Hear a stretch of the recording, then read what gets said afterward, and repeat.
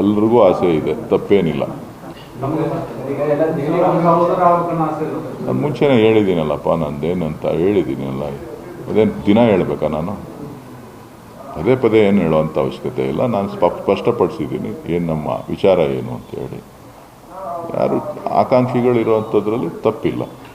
ಇದೇ ಸರ್ಕಾರದಲ್ಲಿ ತಮ್ಮ ಸಹೋದರರನ್ನ ಸಿಎಂ ಪಟ್ಟಕ್ಕೆ ಕಟ್ಟೋದಕ್ಕೆ ತಮ್ಮ ಪ್ರಯತ್ನ ಹೇಗಿದೆ?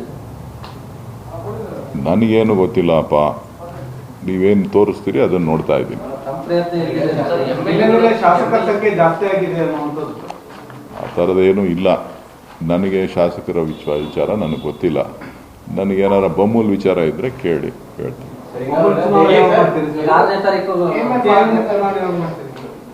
ಚುನಾವಣೆ ಅಧಿಕಾರಿಗಳು ತೀರ್ಮಾನ ಮಾಡ್ತಾರೆ ಚುನಾವಣೆ ಯಾವಾಗ ಅಂತ. ಆವಾಗ ಚುನಾವಣೆಯಲ್ಲಿ ಯಾರು ಪಕ್ಷ ಯಾರನ್ನ ತೀರ್ಮಾನ ಮಾಡ್ತದೆ ಅವ್ರು ನಿಂತ್ಕೊಳ್ತಾರೆ. ನಾನು ಯಾವುದಕ್ಕೂ ಆಕಾಂಕ್ಷಿ ಅಲ್ಲ. ಇಲ್ಲಪ್ಪ, ಅದ್ರ ಬಗ್ಗೆ ನನಗೆ ಗೊತ್ತೂ ಇಲ್ಲ. ನಾನು ರಾಜಕೀಯ ಪಂಡಿತನೂ ಅಲ್ಲ. ಡಿ.ಕೆ. ಶಿವಕುಮಾರ್ ಅವರು ಎಮ್ಎಲ್ಎಗಳಿಗೆ ಒಂದು ರಿಕ್ವೆಸ್ಟ್ ಮಾಡಿದ್ದಾರೆ, ನನ್ನ ಪರವಾಗಿ ಯಾರು ಕೂಡ ದೆಹಲಿಗೆ ಹೋಗಿ ಏನೋ ಒತ್ತಾಯ ಮಾಡೋದು ಬೇಕಾಗಿಲ್ಲ, ನಿಮ್ಮ ಕೆಲಸ ಇದ್ರೆ ಹೋಗಿ. ನನಗೆ ಅದ್ರ ಬಗ್ಗೆ ಮಾಹಿತಿ ಇಲ್ಲ. ನನಗೆ ಅದ್ರ ಬಗ್ಗೆ ಮಾಹಿತಿ ಇಲ್ಲ. ಶಿವಕುಮಾರ್ ಅವ್ರನ್ನ ಭೇಟಿ ಮಾಡಿಲ್ಲ ನಾನು. ನನಗೆ ಗೊತ್ತಿಲ್ಲ ರೀ. ಅವ್ರಿಗೆ ನೋಡಿ, ಶಾಸಕರಿಗೆ ಏನು ವಿಚಾರಧಾರೆಗಳಿದೆ ಶಾಸಕರಿಗೆ ಸಂಬಂಧಪಟ್ಟಿದ್ದು, ಅದು ನನಗೆ ಸಂಬಂಧಪಟ್ಟಿದ್ದಲ್ಲ, ಪಕ್ಷಕ್ಕೆ ಸಂಬಂಧಪಟ್ಟಿದ್ದಲ್ಲ. ಪಕ್ಷ ಅದನ್ನು ಅವರ ವಿಚಾರಗಳನ್ನು ಅವರ ಹೇಳಿಕೆಗಳನ್ನು ಪಕ್ಷ ಗಮನಿಸ್ತದೆ ಹೊರತು ನಾವು ಹೇಳೋಕ್ಕಾಗಲ್ಲ.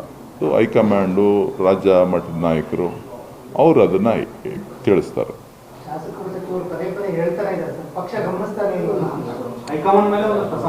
ಎಲ್ಲದೂ ತಾಳ್ಮೆ ಇರಲಿ.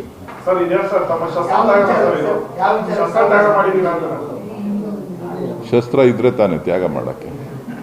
ಶಸ್ತ್ರನೇ ಇಲ್ವಲ್ಲ. ನಾನು ಯಾವಾಗ ಹೇಳಿದೆ ಶಸ್ತ್ರ ತ್ಯಾಗ, ಶಸ್ತ್ರ ಇಟ್ಕೊಂಡಿದ್ದೀವಿ ಅಂತ? ಅಲ್ಲಪ್ಪ, ಶಸ್ತ್ರ ಇದೆ ಅಂತ ಯಾವಾಗ ಹೇಳಿದ್ದೆ?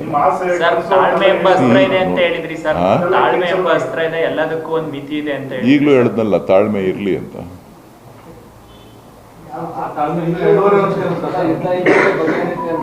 ನಾನು ಹೇಳಿದ್ದೀನಲ್ರಿ, ನಮ್ಮಣ್ಣನ ಹಣೆ ಬರ ಇದ್ರೆ ಆಗ್ತಾರೆ.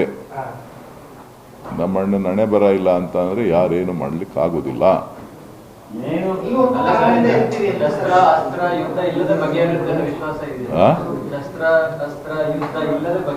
ಇದು ರಾಜಕಾರಣ. ಶಸ್ತ್ರ ಬೇಕಾಗಿಲ್ಲ, ಅಸ್ತ್ರ ಬೇಕಾಗಿಲ್ಲ.